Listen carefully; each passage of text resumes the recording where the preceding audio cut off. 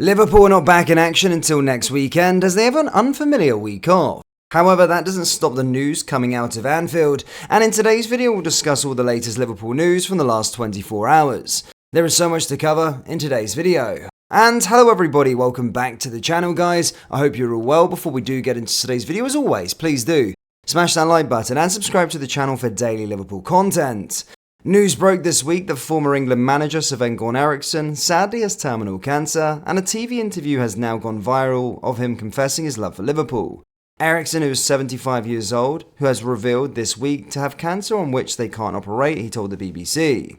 Since the news came out, he has again admitted to being a lifelong Liverpool fan, and not for the first time either. Speaking on Sky News, he said, "My father is still alive and still is a Liverpool supporter, and I'm a Liverpool supporter as well, I've always have been." The Swede then went on to name a big ambition he had in his life and never came to pass. He claimed, "So I always wished to be the manager of Liverpool, and that will not happen for sure, but I'm still a Liverpool fan." Back in 2010, he expanded on his Anfield dream, telling The Telegraph, "I have been a Liverpool fan my whole life. I never mentioned it and when I was in charge of England because I didn't think that was fair. I was shocked when I discovered Rafa Benitez had left. Would I want to be the manager of Liverpool? It's every manager's dream to manage Liverpool. Liverpool's matches were televised quite regularly and we could cheer them on. They have always been my team and nothing has changed. When I was starting out in coaching, I was invited to Liverpool to see how they did things. Joe Fagan was the manager at the time. I remember him showing me around Anfield and taking me into their legendary boot room. It was such a privilege and an honour for me to be invited in there. I will never forget that moment. Liverpool always hold a special place in my heart."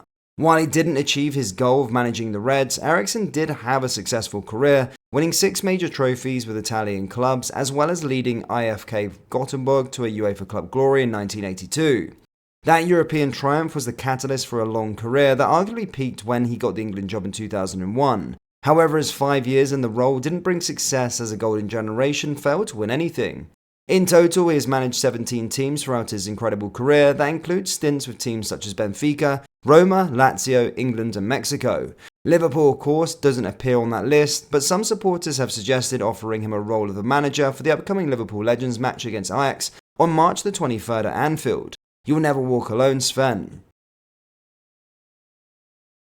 Liverpool have recalled Calvin Ramsey from his loan at Preston North End in a big transfer U-turn, but manager Ryan Lowe says they've not been given no information.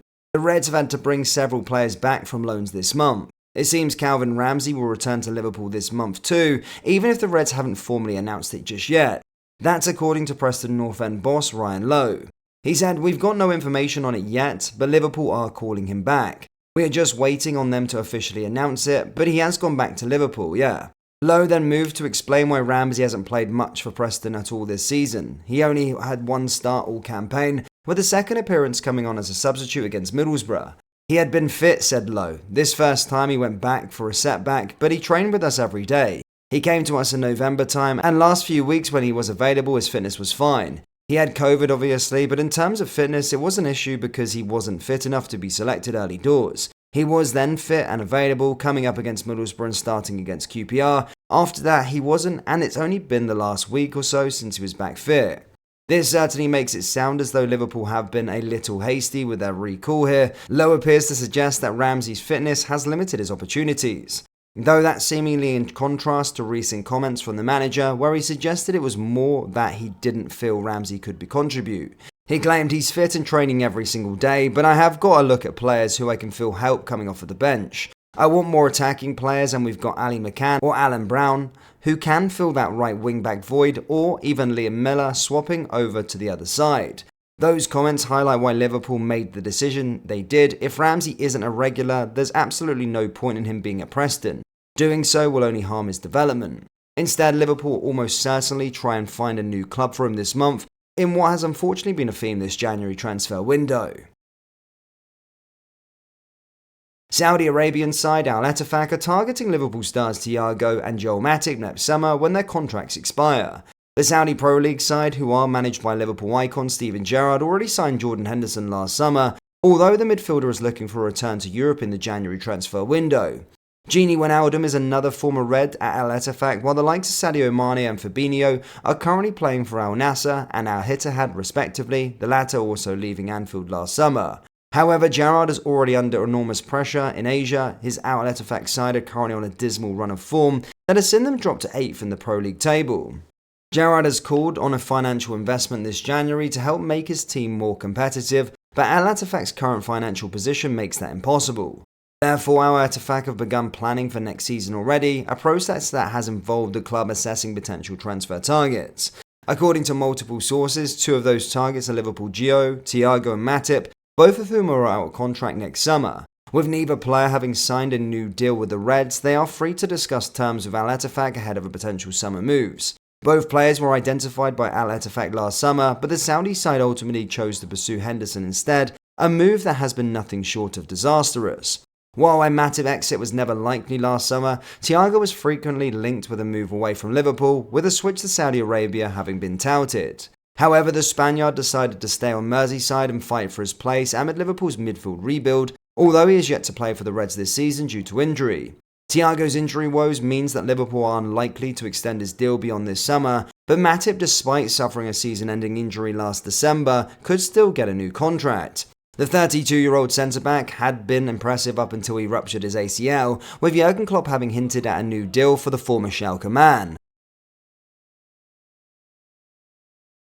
Liverpool scored a contender for goal of the season as one player was compared to Curtis Jones in a comfortable win for the under-18s. Despite losing their top goal scorer Jadon Danns to the under-21s, Liverpool's under-18s swept Stoke aside for the first win of 2024. The Red side featured 6 changes from their FA Youth Cup win over Fleetwood as Mark Bridge-Wilkinson switched to a back 4 of Lucas Pitt, Francis Guillermo, Welity Lucky and Luca Fennell-Gill. It was the forwards who stole the show though, with Figueroa, Cody Pennington and Kieran Morrison taking the mantle in Dan's absence brilliantly.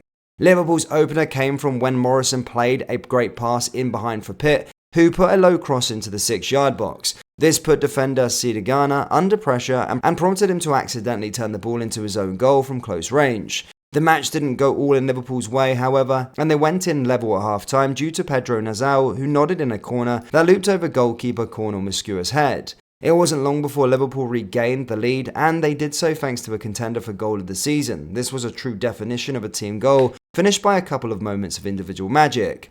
Building from the keeper, the Reds played the ball through the midfield beautifully before Morrison showed his skill, producing multiple stepovers. He then passed inside towards Pennington, who Figueroa dummied the ball, curled the ball first time into the top corner from outside the box. Michael Laffey sealed Liverpool's win late on with a deserved goal to cap a display in which he was constantly involved in putting the Reds on the front foot. On the day, it was Morrison who stole the most plaudits, with commentators Steve Hunter and Paul Dalglish even comparing him to Jones, who has came through the youth academy. Liverpool fans, what do you make of Calvin Ramsey returning? And do you think Thiago and Joel Matip should join Al Ettifaq this summer? Let me know down there in the comment section below. That brings us to the end of today's video. As always, please do smash that like button and subscribe to the channel for daily Liverpool content. Thank you, and I'll see you all next time. Take care. Peace.